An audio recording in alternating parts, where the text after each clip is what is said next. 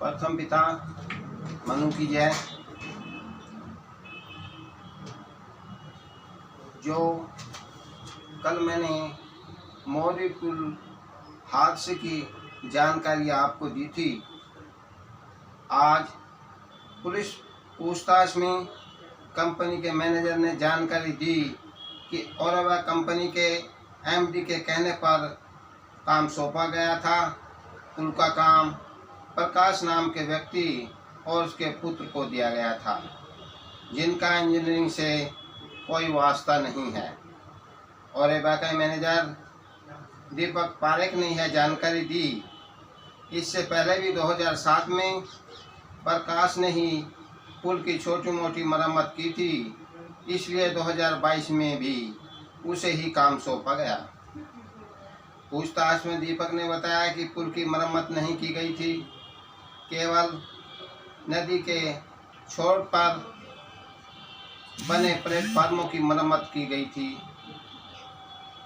पुल की केबल पर रंग रोगन किया गया था और कहा इस बार भगवान की कृपा नहीं रही, इसलिए हादसा हो गया। उसने हादसे को एक्ट ऑफ गॉड कहा। यह तो एक्ट ऑफ फ्रॉड है।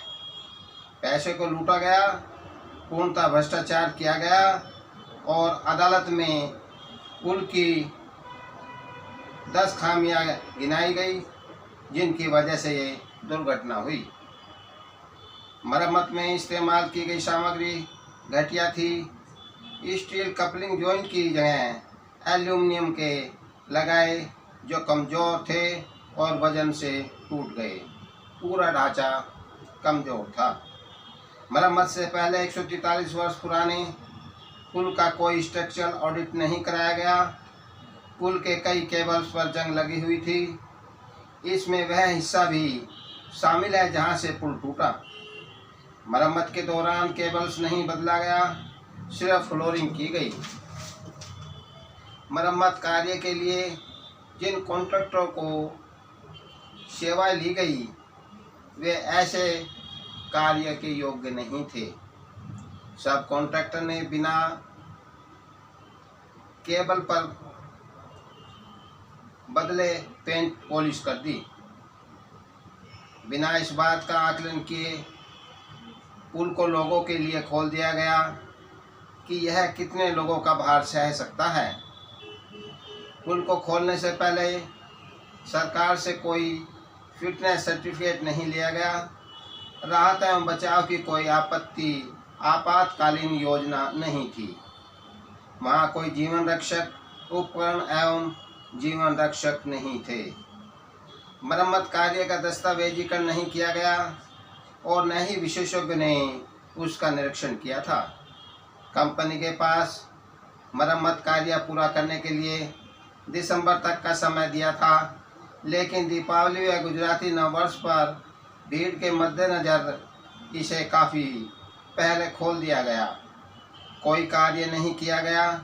इतना समय जो दिया गया था वह स्ट्रक्चरल रिपेयर व जंग लगे केबल, तारों, वायर रोप को बदलने के लिए दिया गया था, जो किया ही नहीं गया और गंभीर हादसा हो गया।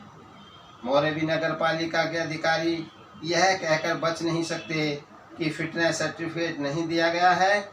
इसका मतलब 7 महीने के मरम्मत दौरान कोई भी अधिकारी ने जांच का जायजा नहीं लिया। कोई पीरियडिक, मंथली, वीकली जांच नहीं की गई। कार्य को प्रोग्रेस को मेंटेन किया गया, इसकी कोई जांच नहीं हुई। Virendra Kumar, retired engineer, central PWD, मांग करता है कि यह गंभीर आपराधिक विषय है और इस पर कंपनी व अधिकारियों पर सख्त से सख्त कार्रवाई की जानी चाहिए।